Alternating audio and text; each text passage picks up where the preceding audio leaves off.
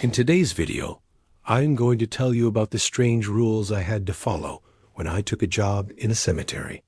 You won't believe how bizarre it was. So make sure you stick around until the end.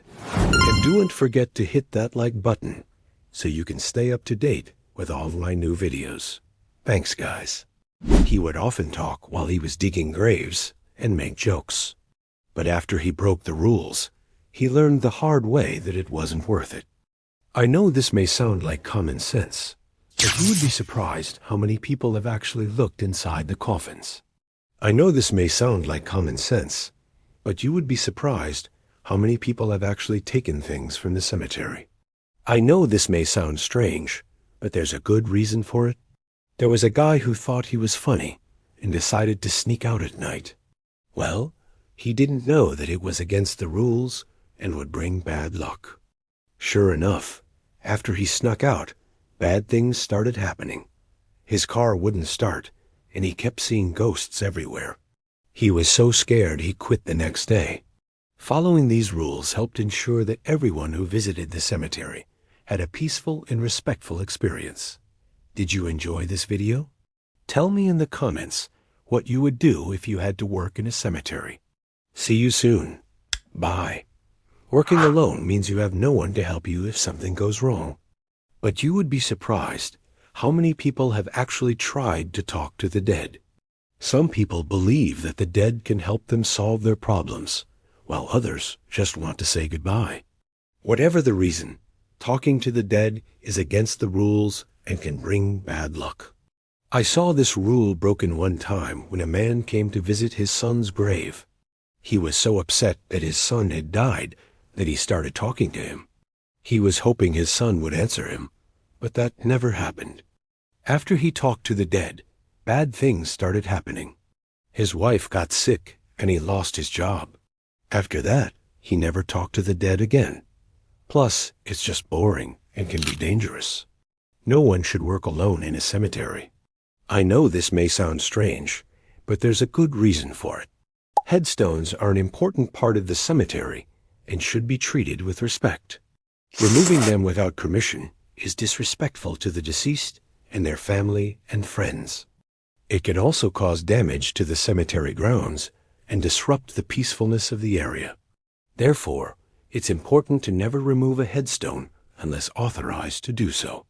Headstones are not only a place to remember loved ones, but they're also a physical connection to the past. They serve as a reminder of those who came before us and the lives they lived. Removing a headstone can sever that connection and cause emotional distress to those visiting the cemetery. It is important to remember that cemeteries are sacred spaces where people come to pay their respects to loved ones.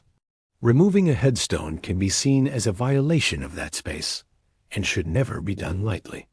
Accepting money from visitors means you're putting yourself in a difficult position. They may feel like they can control you or that you're only doing your job to make money. This can lead to a lot of arguments and tension, which is why it's best to avoid accepting money from visitors altogether. Instead, it's important to focus on providing excellent service and making sure the cemetery is well maintained. This will ensure that everyone who visits is happy with the services provided. That's why if I ever saw a worker digging a grave alone, I would always ask them if they needed help. Most of the time they would say no, but sometimes they would say yes.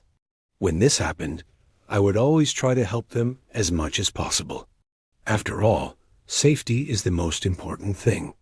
Some people have taken flowers, while others have taken headstones or even dirt from the graves. Well, whatever the reason, taking anything from the cemetery is against the rules and will bring bad luck. I saw this rule broken one time when a woman came to visit her husband's grave. She was so upset that he had died that she started taking dirt from his grave. She was doing this to remember him, but she didn't know it was against the rules. Sure enough, after she took the dirt, bad things started happening. Her car broke down on the way home, and she lost her job. After that, she never took anything from the cemetery again. When I first started working at the cemetery, there was a guy who thought he was funny and decided to open one of the coffins. He said he wanted to see if the dead person was still inside. Well, what he didn't know was that it was against the rules, and it would bring bad luck. Sure enough, after he opened the coffin, he experienced nothing but bad luck. First, he lost his keys. Then he broke his shovel. And finally, he cut himself while digging a grave. After that, he never tried to open a coffin again. One day he was digging a grave, and he was making jokes and talking to his friends. Suddenly, he stopped talking, and his face turned pale. He looked at his co-workers and said, "I think I just made an enemy." From that day forward, he never joked or made a sound while digging graves again. We never found out what happened to him after that incident, but I assume he left the company. Now let's get into it. When I first started working at the cemetery, I thought it would be a simple job where I just dug holes. But I quickly realized there were some strange rules I had to follow to survive. The first rule is that we were unallowed to speak or make any noise while we were digging graves. The reason for this rule is that if we were to say something, it would break the silence and bring bad luck. Bad luck could then result in us hurting ourselves or someone else while working. Whistling could bring bad luck, and apparently ghosts don't like it. They say that when you whistle, you're calling for the devil, and that's something you never want to do in a cemetery. If you do call the devil, he might decide to make your life miserable by playing tricks on you. For example, he could make you lose your keys, break your tools, or even hurt yourself. This rule was especially important at night when I worked the night shift. Apparently, ghosts are more active at night, and they don't like people whistling. If I whistled at night, the ghosts could make me pay for it. For example, one time I was working the night shift, and I heard a loud bang. I was so scared I dropped my shovel and ran away. After that, I never whistled at night again. I don't know what would have happened if I had, but I didn't want to find out. This rule was especially important on Mondays, because apparently Mondays are the day when ghosts are most active. It was said that if we made a sound on a Monday, the ghost would hear us and become angry. If this happened, they could make us dig our own graves. Now, I know this sounds like a scary story, but I had to take this rule seriously. I had seen firsthand what could happen if we broke the rules. When I first started working at the cemetery, there was an older worker who didn't seem to care about the rules.